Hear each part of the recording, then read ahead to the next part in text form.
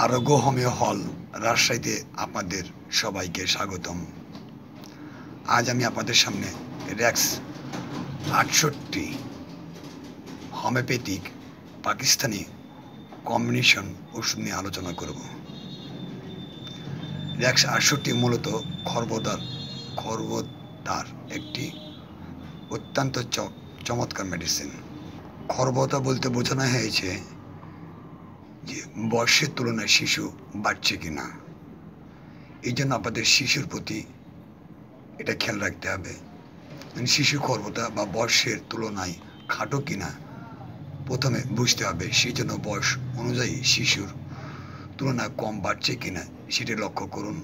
শিশুর সঠিক বৃদ্ধি সম্পর্কে জানতে প্রথম বছর থেকে প্রতিবার টিকা দেওয়ার সময় 6 মাস বয়সে একবার থেকে 18 ইঞ্চি পর্যন্ত 6 মাস পর পর দৈহিক পরীক্ষা ও পরিমাপ করা উচিত। এরপর বছরে একবার এ কাজ করতে হবে। স্বাভাবিকভাবে জন্মের পর প্রথম 3 বছর এবং পরবর্তী সময়ে বয়স সন্ধিকালে শিশুরা দ্রুত লম্বা হয়।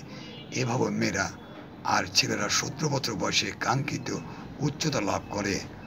মাঝের সময়টুকু শিশুর গড় বয়সে 2 ইঞ্চির লম্বা। এর ব্যতিক্রম হলে চিকিৎসকের পরামর্শ নিতে হবে। শুরুতে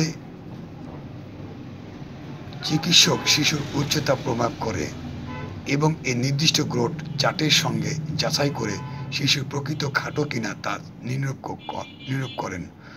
যদি শিশু তার বয়সের তুলনায় গ্রোথ চার্ট অনুযায়ী সত্যি খাটো হয়ে থাকে তাহলে তার কারণ অনুসন্ধান করা উচিত।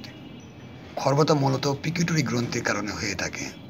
পিকিউটারি গ্রন্থি মূলত অকার্যকারিতার জন্য খর্বতা দেখা দেয়।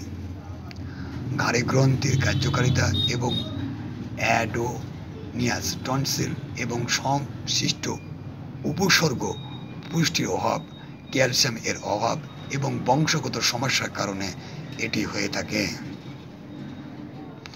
এক্ষেত্রে র্যাক্স 68 ব্যবহার করলে গ্রোথ ও উচ্চতা অবশ্যই বৃদ্ধি পাবে।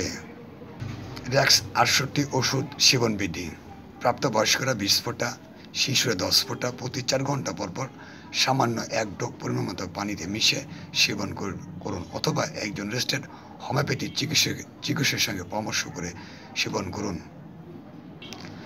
র্যাক্স 68 সেবনে এখন পর্যন্ত কোনো পার্শ্ব প্রতিক্রিয়া দেখা দেয়নি। ওষুধটি সংরক্ষণ: সুগন্ধ দুর্গন্ধ থেকে দূরে, আলো বাতাস থেকে দূরে, শিশুদের নাগালের বাইরে রাখুন এবং শীতল ও শুষ্ক স্থানে সংরক্ষণ করুন। আমার একটি ওয়েবসাইট আছে, আপনারা লগ ইন করতে পারেন, arogyohomeohol.com। এখানে বিস্তারিত দেওয়া আছে। যারা আমার চ্যানেলটি সাবস্ক্রাইব করেননি তাদের প্রত্যেককে চ্যানেলটি সাবস্ক্রাইব করার জন্য অনুরোধ করছি। আজকের আলোচনা শেষ করছি। সবাই ভালো থাকবেন। আসসালামু আলাইকুম।